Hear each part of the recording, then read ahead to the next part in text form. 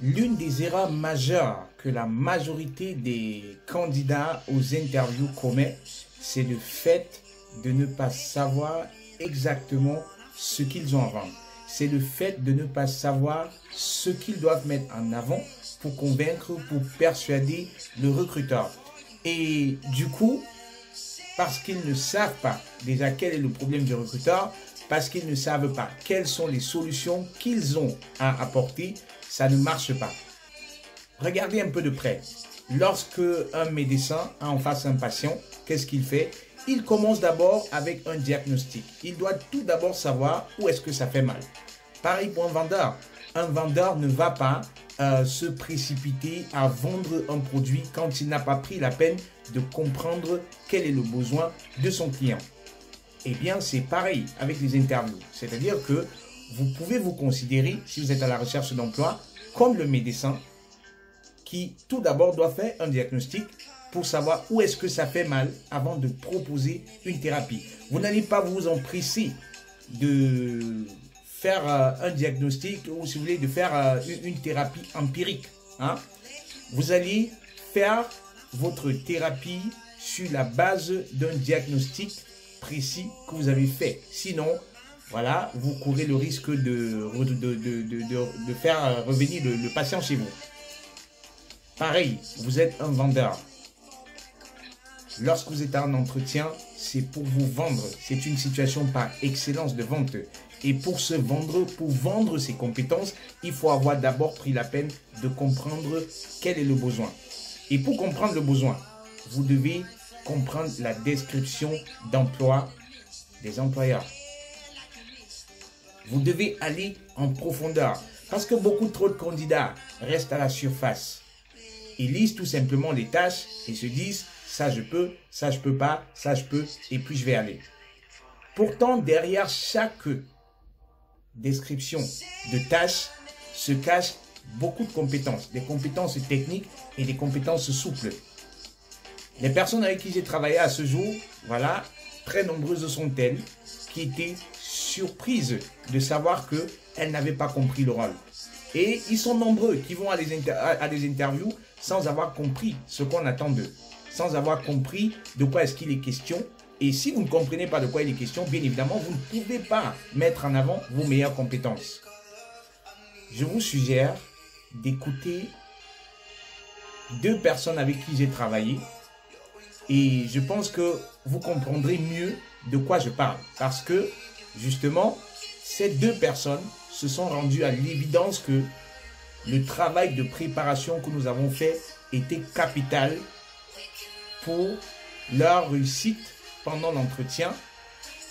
Et parce que nous nous sommes préparés, elles étaient moins stressées pendant l'interview. Hein. Elles avaient moins, on va dire comme ça, de pression et elles voyaient les questions venir. Elles comprenaient exactement de quoi il est question. Écoutez plutôt. Oui, que tu es fort, gars.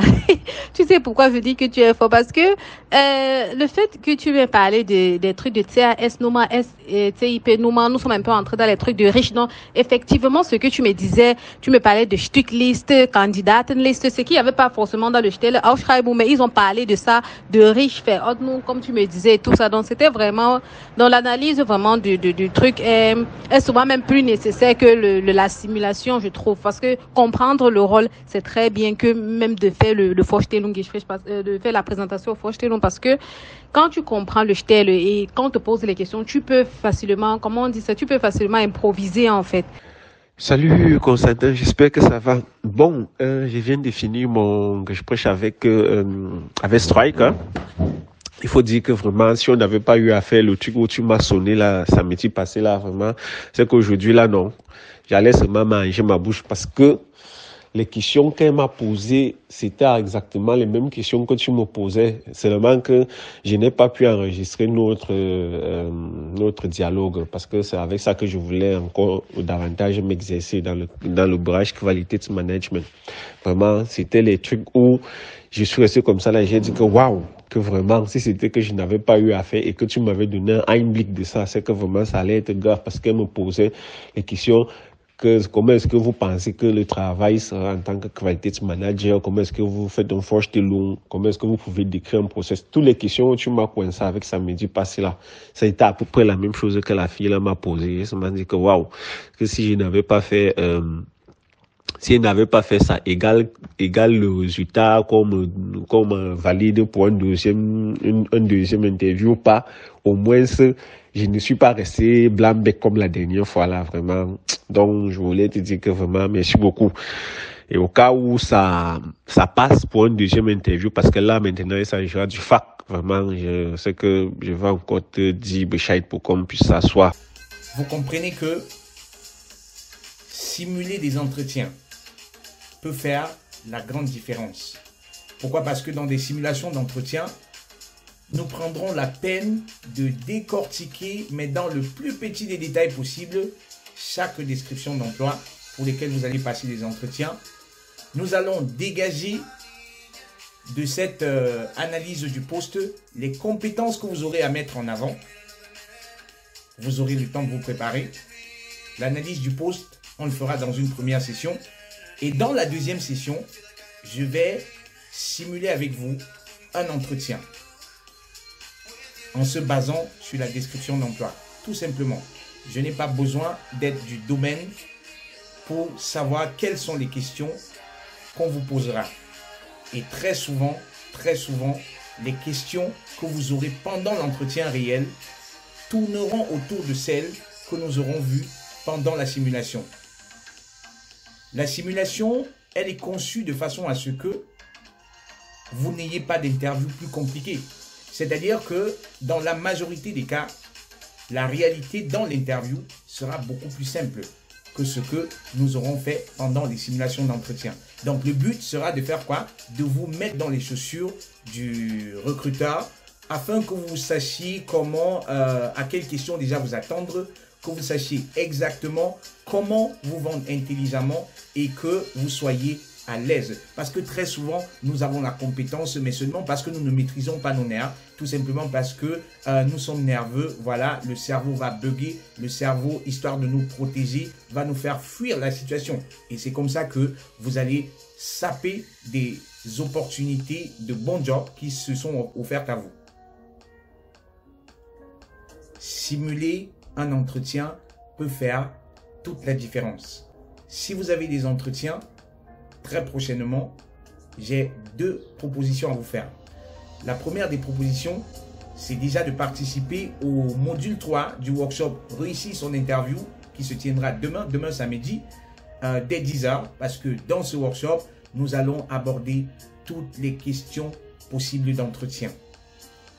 Au terme de ce workshop, vous serez capable d'aller interviewer sans crainte.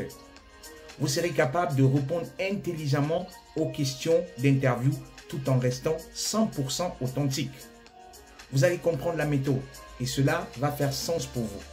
Vous n'aurez plus peur des entretiens. Vous allez voir les questions venir et vous serez capable de vous adapter pendant les entretiens. Donc, nous allons parler des questions concernant les compétences, concernant les expériences, concernant la personnalité, concernant vos motivations, concernant les ambitions et bien d'autres questions encore. Les questions que vous devez poser aux recruteurs parce que même dans les questions que vous posez, vous devez poser des questions intelligentes. Nous allons parler également des questions les plus difficiles des entretiens. Un exemple, c'est les questions sur les salaires, les questions sur le manque d'expérience, les questions qui vont vous mettre hors de vous, les questions qui vont vous déstabiliser. Je vais vous transférer, je vais partager avec vous des méthodes pour justement interviewer en toute confiance. Ça, c'était la première des solutions. La deuxième des solutions, si vous avez des entretiens, contactez-moi, cliquez le lien, cliquez le second lien, réservez 3 heures d'entretien.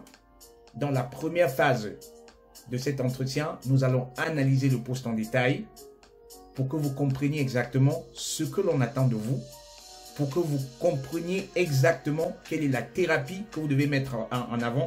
Souvenez-vous, pour faire une bonne thérapie, il faut un bon diagnostic au préalable. On va faire ça dans la première session.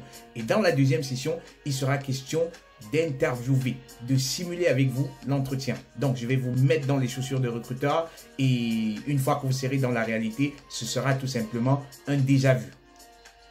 Sur ce, je vous souhaite, les amis, de réussir vos prochains entretiens. Je vous attends de l'autre côté, hein, soit dans le workshop ou alors dans les simulations d'entretien, y compris les analyses. Si vous avez besoin d'autres choses, voilà, contactez-moi, laissez-moi juste un message et je me ferai le plaisir d'échanger avec vous pour faire de vous, on va dire comme ça, quelqu'un qui réussit dans sa carrière, pour vous hisser au sommet de votre carrière professionnelle. Portez-vous bien, c'était Constantin. Ciao.